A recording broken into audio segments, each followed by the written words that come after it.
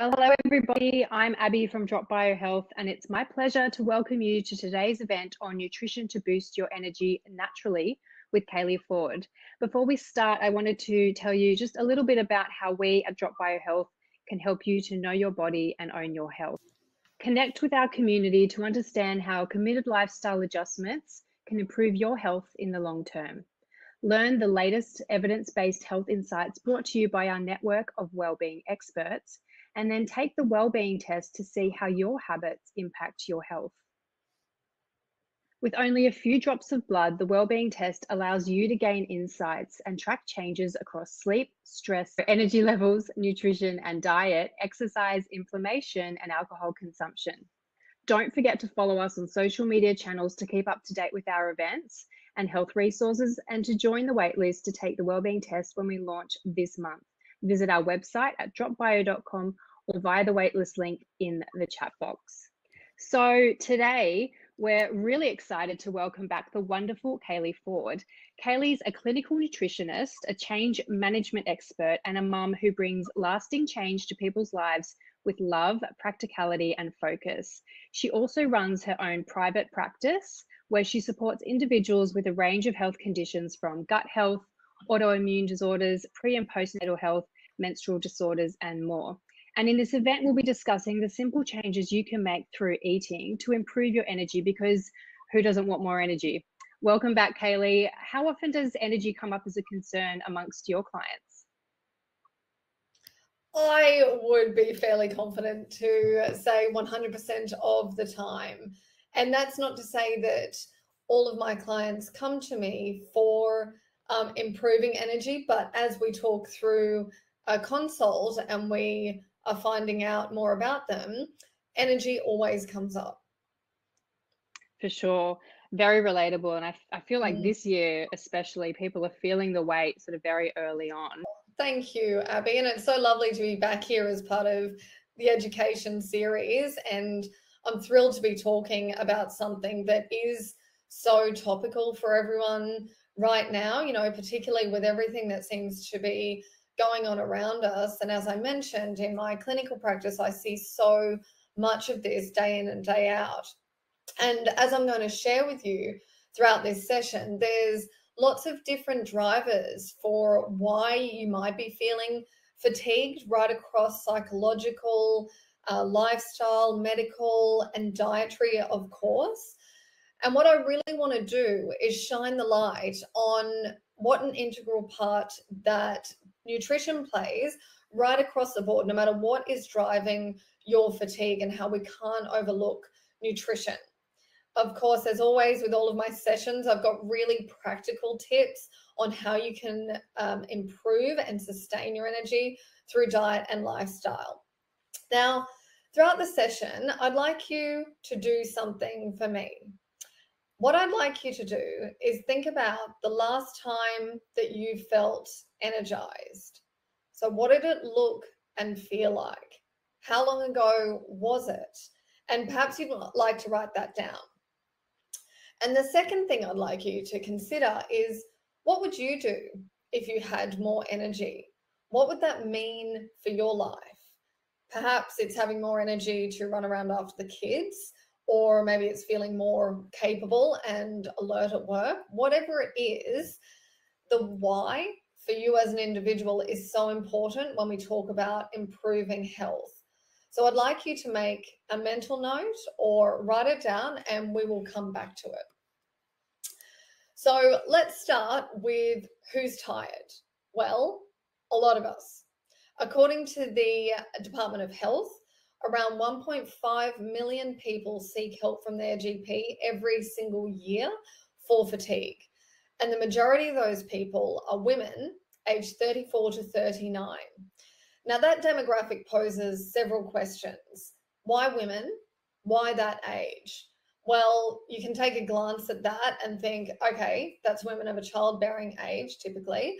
So no prizes for guessing what could make women that tired, because little people, as we know, and I'm a mum of 3 young boys, I know what an incredible amount of energy it takes to raise little children.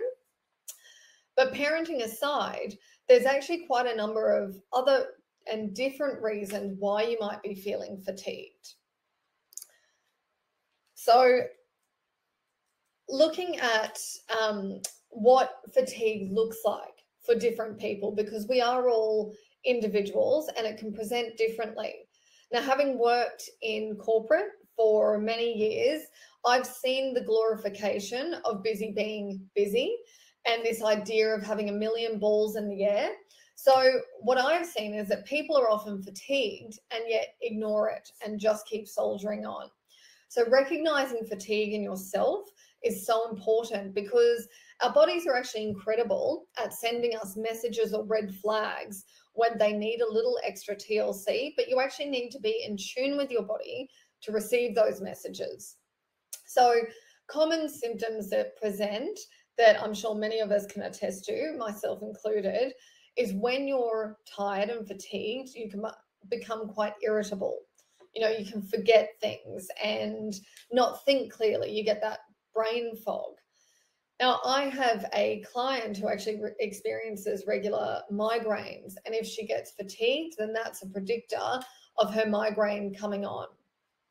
Also, things like poor food choices. You know that when you're tired and all of a sudden that big sugary muffin looks so appealing. Well, there's actually science behind that. It's not your fault. It's your body looking for a quick fix in energy, and that's why we choose those refined products. But also, from a physical symptom perspective, fatigue can present quite physically with things like muscle pains, and we'll come to why that is in a little bit. So what actually causes fatigue? So when you're feeling fatigued, it's so important to understand that fatigue is a symptom. It's not a condition. So if you're feeling fatigued, rather than grabbing straight for coffee or a sugary treat, digging a little bit deeper and looking at what's going on as the root cause and what's going on for you as an individual, because there's so many different factors in each and every one of our lives. So when we're looking at all of these possible causes and driving factors on the screen, I want to note that we're not talking about just a one-off when you're feeling a bit blah because you've had a bad sleep, but on one particular night, but that kind of ongoing fatigue, that chronic feeling of flat batteries, like your engine is spluttering with not enough fuel in the tank. So when we look at dietary, of course, too much or not enough food is problematic, because especially if you're eating things like refined carbohydrates, things like cakes and biscuits and donuts and all those delicious things, you get that quick spike in energy followed by a crash. And you would know it if you've eaten a big bowl of pasta for lunch, and then you get that post-lunch slump. Now, conversely, not enough food. So energy comes from food, and we use the nutrients from food as our fuel source. And so if you're not eating enough food, you won't have enough fuel in the car. Now, nutrient deficiencies, this is a really important one. Iron is the most common nutrient deficiency in the world, and a symptom of iron deficiency is fatigue. So that's because iron's responsible for transporting oxygen and nutrients around the body. So if you don't have enough iron, you're not going to have enough energy. Now, we can get iron from things like lentils, legumes, dark leafy greens, animal meats, pulses like chickpeas. But as women, we lose iron during our menstruation. And so you can have problems, as particularly if you have heavy menstruation, you're kind of fighting an uphill battle, and you need to ensure that you're getting enough iron in, because otherwise you'll experience fatigue. Now, similarly with iron deficiency, if your gut health is not top-notch, then you can have problems with not absorbing enough iron. So you can be taking in and supplementing, but your body's not holding on to it. And that's where gut health comes in to real importance. And I've got some tips on that in a little bit. Another nutrient deficiency commonly connected with fatigue is B12, so one of the B vitamins. And B12 is crucial for regulating inflammation and turning over red blood cells so that they're nice and healthy. Now, you can get B12 from foods like eggs, nutritional yeast, milk, mushrooms, seaweed, also things like oily fish. Now, what happens with B12 is when we're stressed, we deplete B12. So you can have this vicious cycle. And then also with B12, vegans typically need to supplement with B12 because you find B12 most in animal foods. So if you're a vegan and not supplementing with B12 or not consciously including a range of B12 foods, you might be experiencing fatigue for that reason. Now, other things like alcohol. This is an obvious one. So alcohol interferes with sleep onset and also our sleep quality. And we would have all experienced this. If you've had a bit too much drink, you know that you don't sleep as well. You wake up in the early hours and it's very disruptive. And that can set a vicious cycle with fatigue because you're not getting enough good sleep. And then what it also does is contributes to inflammation in the gut. So what I mentioned earlier about not absorbing iron, if you've got a high intake of alcohol or anything sort of above a moderate consumption, it does have a direct impact on your energy. Now, from lifestyle, things like irregular exercise and sedentary behavior. So this has become more apparent since people are working from home. There was research done by Fitbit that identified that daily step counts dropped dramatically by 75% when people were working from home over the past 2 years. And this has a huge impact on energy because it can seem counterintuitive. You think, oh, I'm too tired to exercise. But when you do exercise, and I'm not talking about, a big HIIT workout or F45. I'm talking about going for a brisk walk, moderate exercise, doing something that you enjoy. It releases dopamine and endorphins, feel-good hormones that make you feel more energized. And I love the saying that you'll never regret exercise that you did. Now, sunshine is another one. So sunshine releases the hormone serotonin, and studies showed that a deficiency in vitamin D, which we get from the sun, has a direct impact on our mood, on our cognitive capability, right down to how well our mitochondria, so those are the engine room in each of our cells, how well each and every one of our cells work to produce energy. So it has a direct impact. And vitamin D also is involved in the development and breakdown of muscle tissue. So when there's a deficiency of vitamin D, that can be connected to muscle aches and pains, which I mentioned earlier. Now, with medical things, of course, there are some more complex reasons behind fatigue. So thyroid conditions like hyper or hypothyroid activity can have a direct impact on your energy because our thyroid regulates so many things from your metabolism, your body temperature, protein synthesis and energy production, all of these amazing things, and it enhances your stress and calming responses. So if our thyroid is not functioning well, that has a direct impact on energy.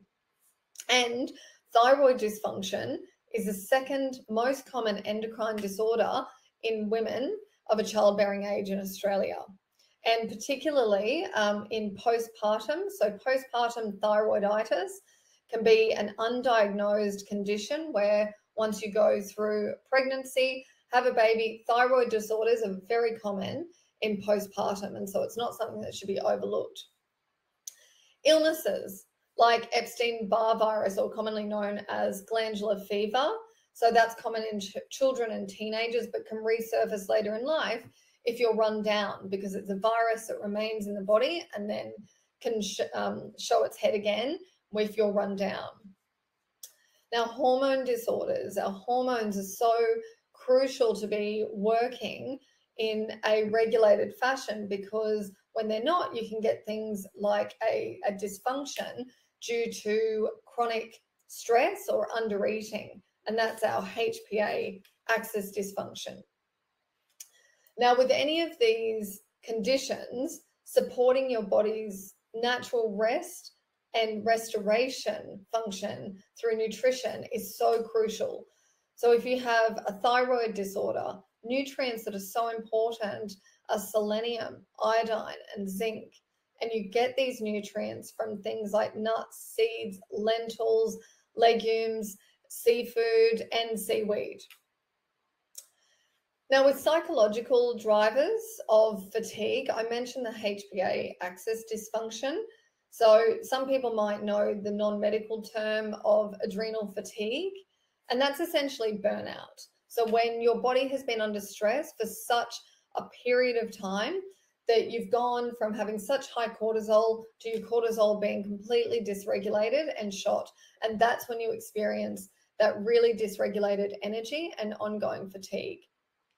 And then, of course, conditions like depression and anxiety, which tend to go hand in hand with fatigue. Now, I'm not going to trivialize those conditions and tell you that it's just a case of not eating enough kale. That's certainly not the case. But the really important thing to remember is the foods that you choose, they might not be able to completely solve your condition, but they can serve your mental health. And we know this because if you haven't been feeling great and then you're eating lots of refined processed foods, they don't help you feel any better. And so consciously choosing foods that are going to serve your mental health is so important for supporting your overall energy. So as you can see, there's a lot happening potentially when we look at fatigue and what's driving it behind. And 9 times out of 10, or I could say 100% of the time, it's not just one thing, because you might have a lot of pressures in your life. Who doesn't? And so you're feeling anxious, and then you're not eating as well, and then you're not sleeping as well. And so there's this whole knock-on effect and a vicious cycle. And so it's important to take a holistic view when we're looking at it and not trying to approach it with a reductionist view of, oh, just supplement with one thing and you'll be fine. Now, we can't talk about fatigue without talking about the circadian rhythm and cortisol awakening. So our body has a built-in clock and it aligns to the rising and falling of the sun. Now, in that is your natural energy cycles. And I'm sure most people would notice that you feel energized and drowsy around the same times of the day, ideally. And that's our circadian rhythm to thank for that. So it's essentially a 24-hour internal clock that's running behind in the background of the brain and cycles between sleepiness and alertness. And it's essentially our sleep and wake cycle. So in the morning, you can see on the graph, cortisol rises, and that's what wakes us up and gets you out of bed. So cortisol is not always a bad thing. We have regulated amounts of cortisol, which are helpful. And then our energy peaks around lunchtime and then starts to dip.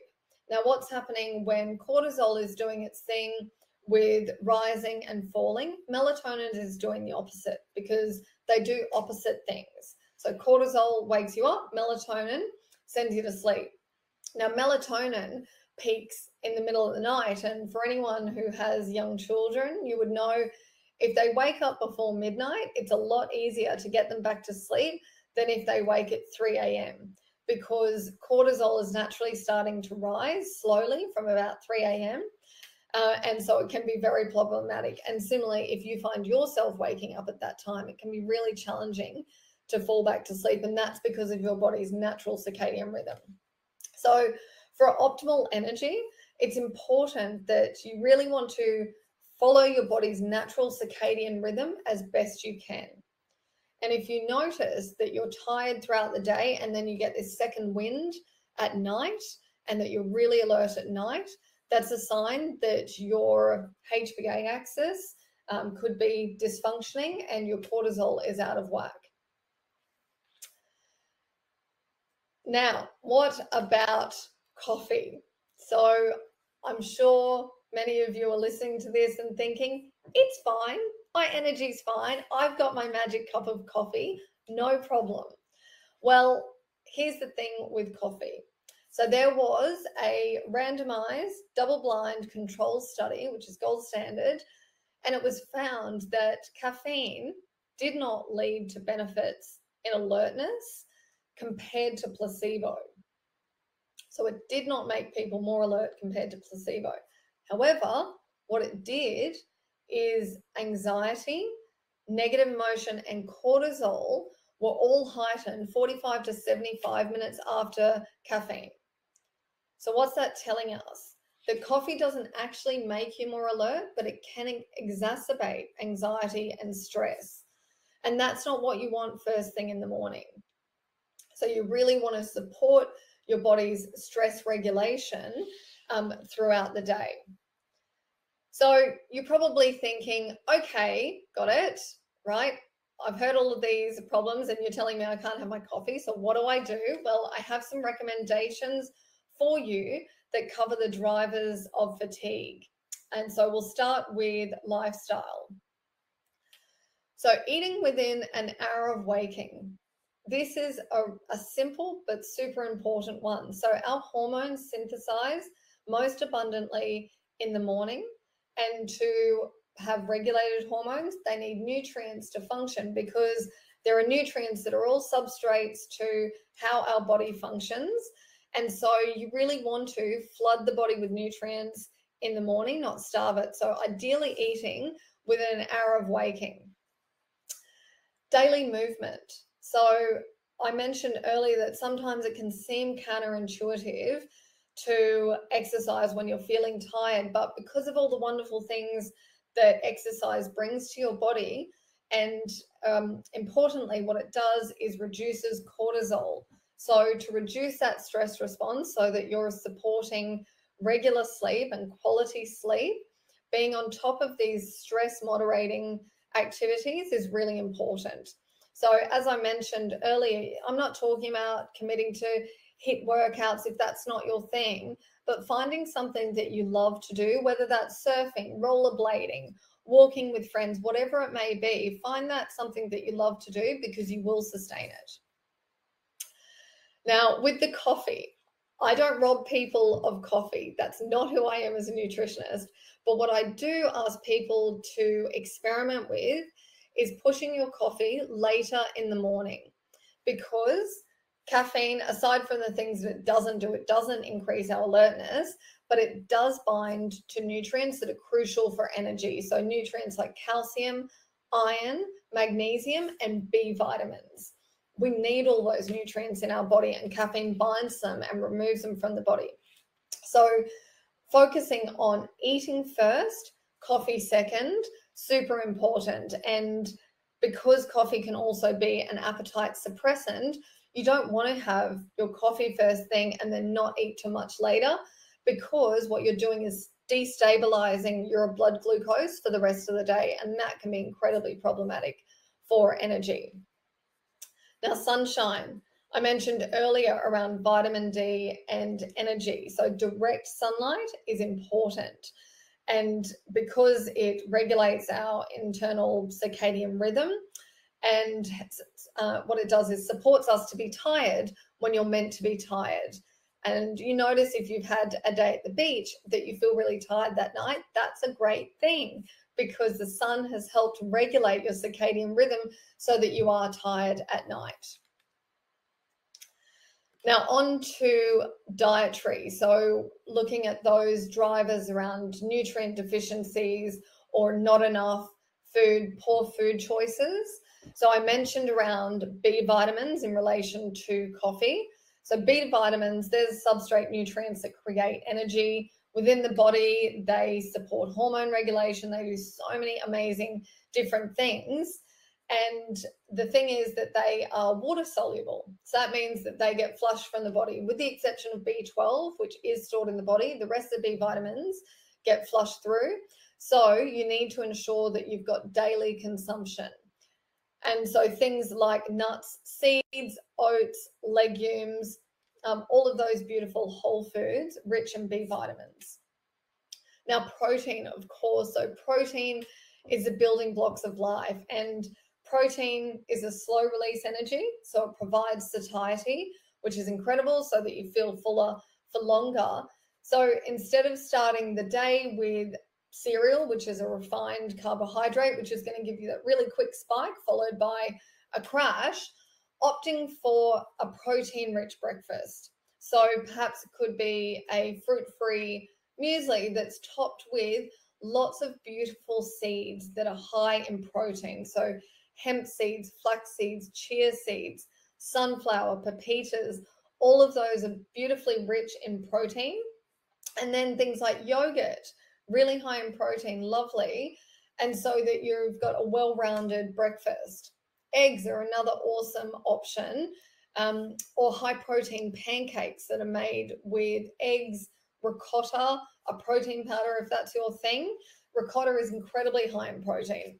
And by front loading your day with protein, you're going to stabilize your blood glucose and give you that sustained energy throughout the day.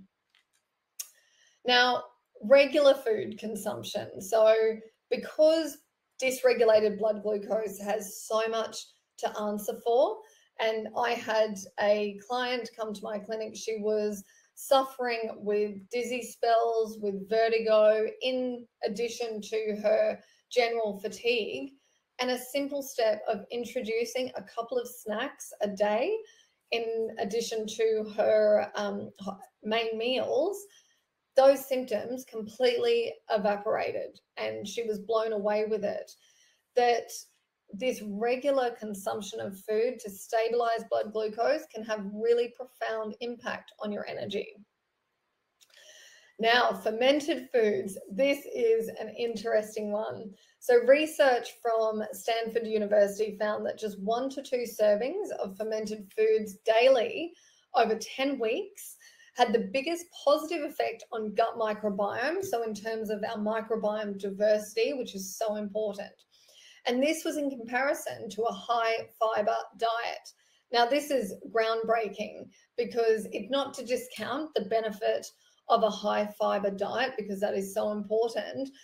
But when we're thinking about how we want our gut to perform in terms of nutrient absorption, so iron, vitamin D, all the other nutrients, we want to make sure that we're protected from illness and infection. That all comes down to gut health. And the simple step of adding 1 to 2 servings of fermented food daily can make a huge impact. So things like you could put sauerkraut on eggs or on your salad, drink kombucha. If you don't make your own, Mojo is a great brand because it's the most traditionally fermented. Kefir, excellent. Again, you can make your own. It's so simple, but there's really beautiful kefir yogurts on sale that make it really easy. Things like tofu, aiming for a meat-free Monday and adding tofu to stir fries or to fajitas or whatever it is, but just getting those fermented foods in daily have an incredible impact. Now, if you're feeling fatigued, there could be a myriad of different medical reasons why. And blood tests like the Drop Bio, and this is not a shameless promotion of it, it came to me as I was listening to Abby, and I was thinking that's exactly why we have partnership with people, with companies like Drop Bio, because what they're doing in the health world and initiatives like that to inform people about their health and well-being and putting it into people's hands, so powerful. But blood tests that are looking at iron, thyroid, inflammation, all that sort of thing is so crucial for identifying the driving factors behind fatigue. And then taking your test results to a clinical nutritionist or a dietitian, because something I'm passionate about is educating people that nutritionists and dietitians are not the food police. It's not about naming and shaming the foods that you eat that you shouldn't, but rather as professionals trained in biology, pathology, and pharmacology, along with so many other health sciences, they can help you to interpret your blood tests and then work with you how you can improve your markers through diet and lifestyle, because that's ultimately what it comes down to. Now with supplements, there's supplements and there's supplements. And so supplements that you can buy in the local discount chemist warehouse, yes, some of them are okay, but some of them are not regulated and it's different levels of quality. So when you're working with a professional to get practitioner grade supplements and in doses that are actually going to benefit you, because so often I have clients who come who are fatigued and are taking a multivitamin but are saying, I don't notice a difference, because the amounts of each nutrient in those multivitamins is often so low that sure, it might not be doing you any harm, but is it making a difference? Likely not.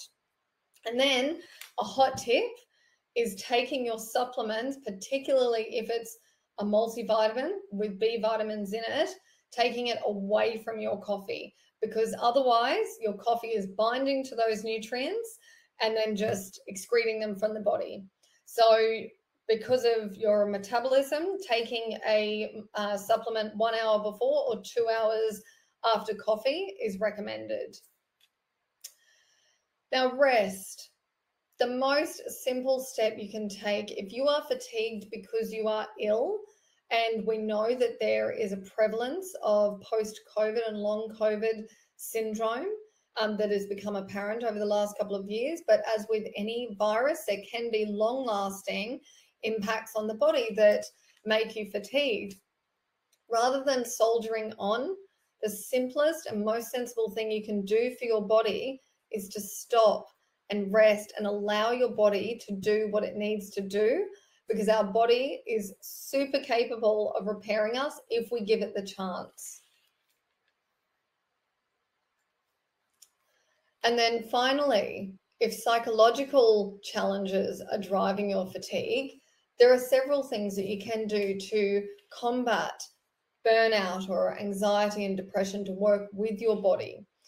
So mood foods, I have a handout that is going to be supplied to everyone with this talk on mood foods. So there is extensive research on omega-3s like oily fish, nuts, seeds, olive oil, avocado. They're proven to reduce the incidence and severity of depression, because what they do is they actually help the receptors on our cells to work better so that our cells function better. Other strategies like talking to someone like a counselor or a psychologist to understand what's driving your feelings of anxiety and depression and developing strategies to deal with them. And when you enlist and I guess get a village around you, if you're suffering from fatigue, health professionals don't need to be mutually exclusive. Working with your GP for referrals to a psychologist or a counselor and working with a nutritionist or a dietitian can be a beautiful synergy, so that everyone is looking at it from different angles and really helping you address the root cause of your fatigue. And of course, taking a holiday, because I've mentioned throughout this talk how cortisol, high and low cortisol, impacts our energy. And one of the most simple ways to regulate cortisol is taking yourself out of a stressful situation, taking a holiday. And if this past 2 years has taught us anything, we've seen the levels of burnout. There is so much literature on that, around the prevalence of burnout as an outcome of the pandemic. And people weren't taking holidays because they either weren't available to us, we couldn't go anywhere. And so it's so important that now, with things opening up again, and whatever a holiday looks like for you, is taking steps to make that happen so that you're lowering your stress response and improving your energy. And if you're feeling like you're swamped with life's responsibilities and that you simply don't have time to focus on yourself, that you're burnt out, you're tired, and you think, oh, but how am I going to get on top of this? I want you to cast your mind back to what I asked of you at the start of this session and think about, what did life look like the last time you had plenty of energy? And how can you incorporate some of that magic again? And what would you do if you had the extra energy, taking time to think about what it would bring to your life will help you prioritize it, not push it away. Because ultimately, our self-care for ourselves is fundamental to our ability to function for others.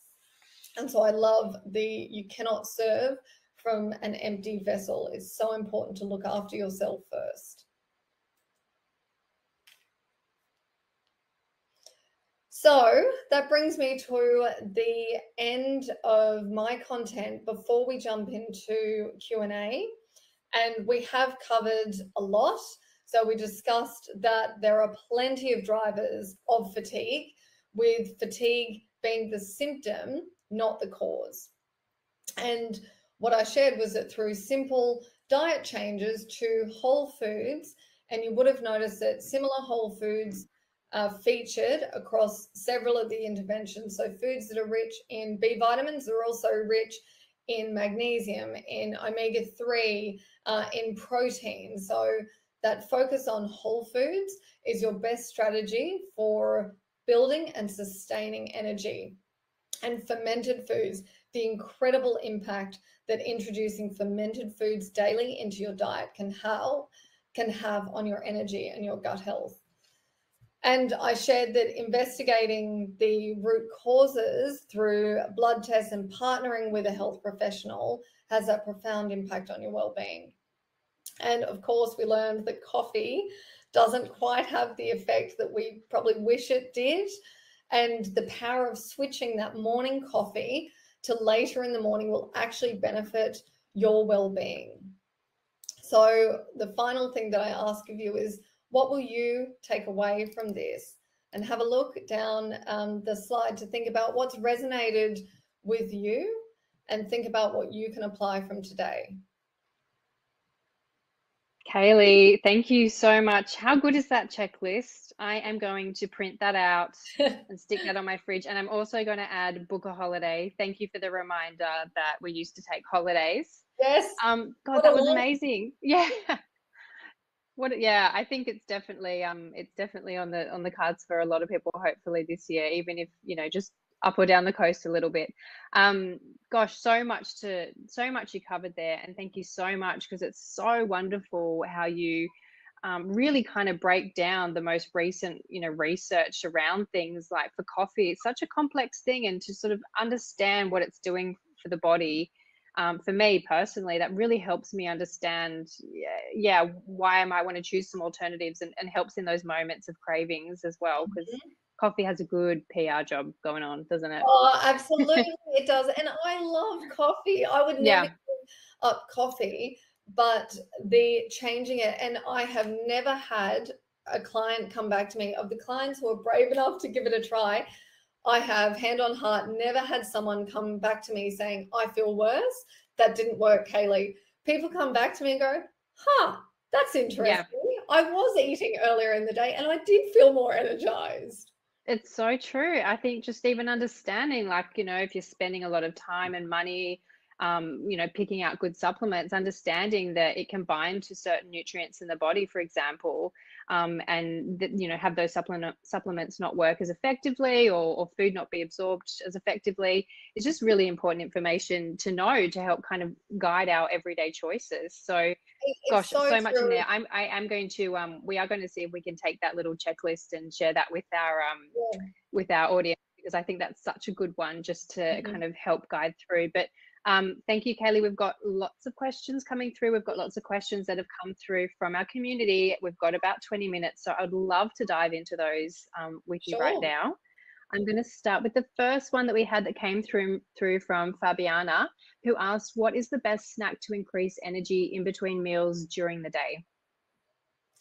There are so many, but what you're looking for in a snack is you want to have proteins and fats for satiety. So as tempting as it can be to grab for a bicky on the run, something that's got refined carbohydrates, of course, again, me as a nutritionist, I absolutely purport the need for treats every single day. I eat chocolate every single day, but when we're looking for a snack that's going to sustain energy, so things like hummus with some, if you want crackers, just add some hummus with it.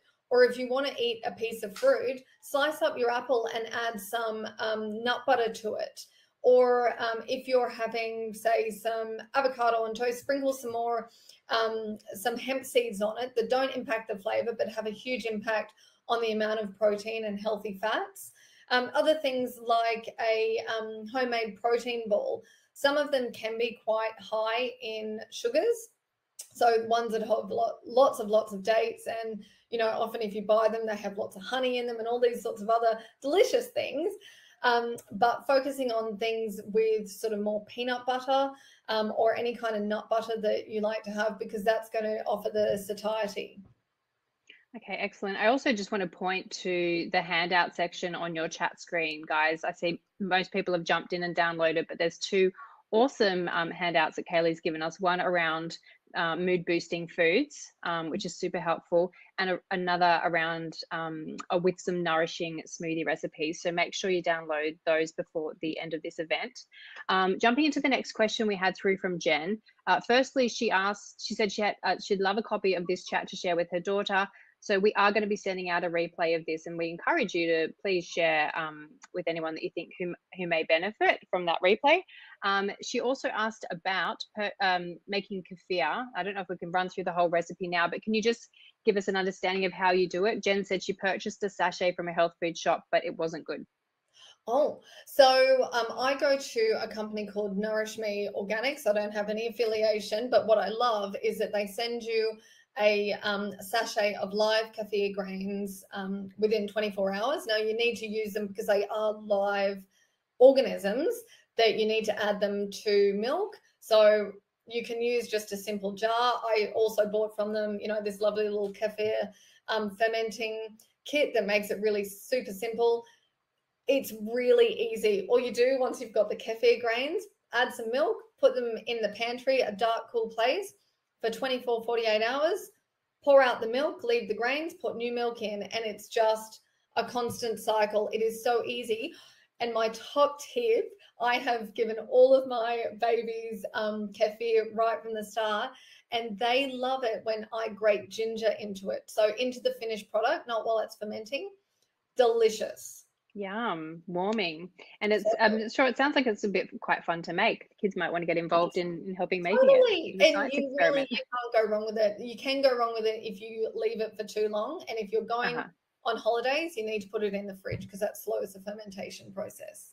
Okay, great advice. We will grab the name of that company that you mentioned and pop that link in the Facebook group as well, which there was also a link to join at the bottom of the screen as well if you're interested. I just want to say on kefir for a moment, Abby, because I know a lot of people think, oh, I'm not going to have time to make that, even though it sounds simple.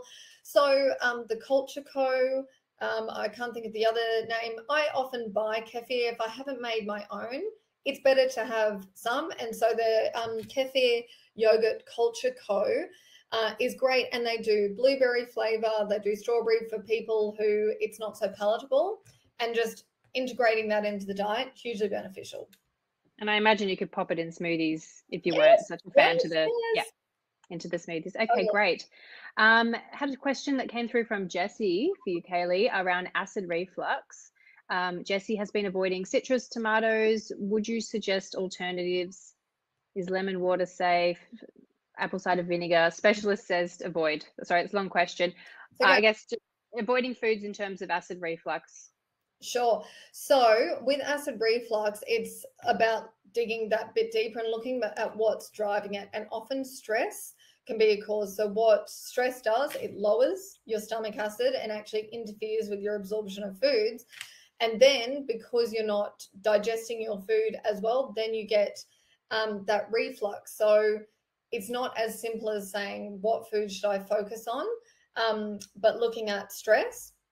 But then supporting your body's natural production of acid. So when we go in with antacids, it doesn't make sense because often low stomach acid is the cause of reflux.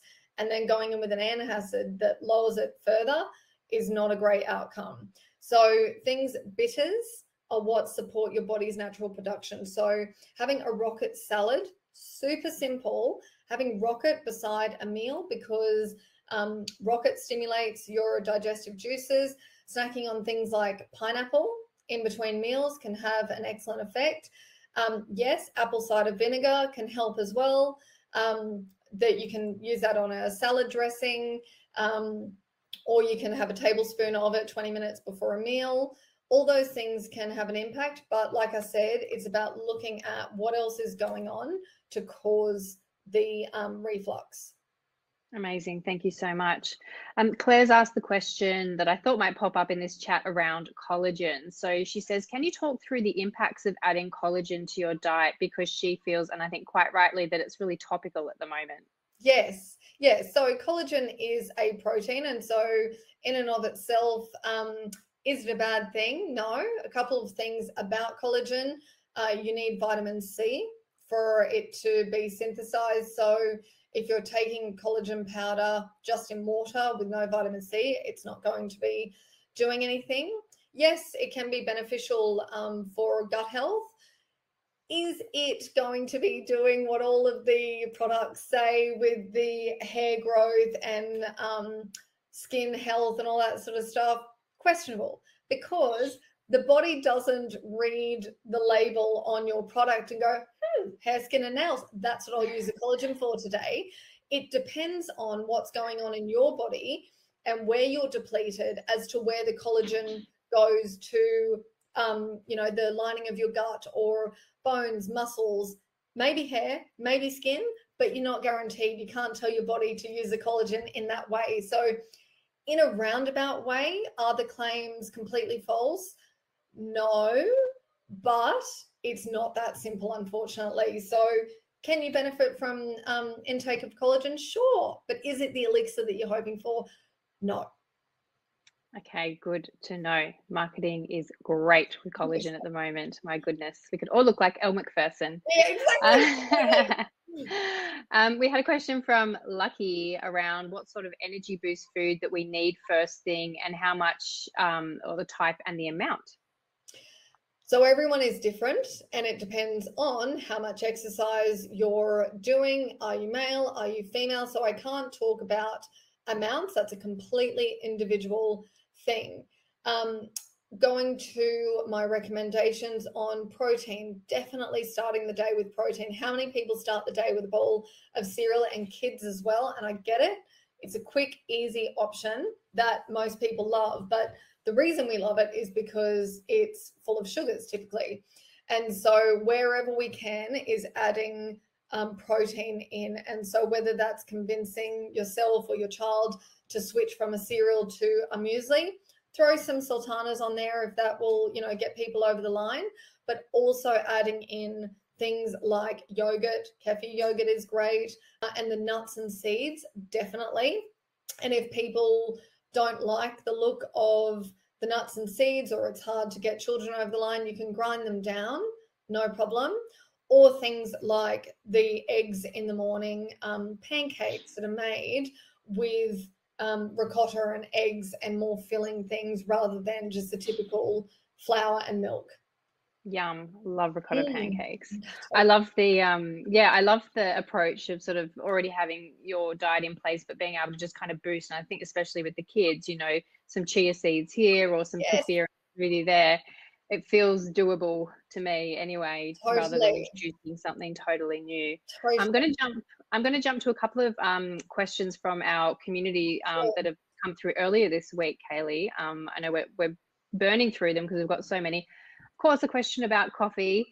We've spoken about what it does to the body, and the idea of why potentially it's good to be drinking less of it, not potentially, why it is.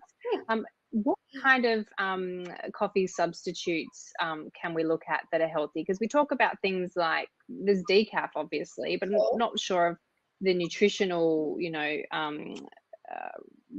how nutritious or how good for you decaf is by comparison. But are there some things that we could be drinking in the morning that are similar to coffee that are actually doing us some real good? Yes, and this is a thing I would encourage people. Like I said, I don't rob people of coffee because it's unnecessary. Like, is one or two coffees a day bad?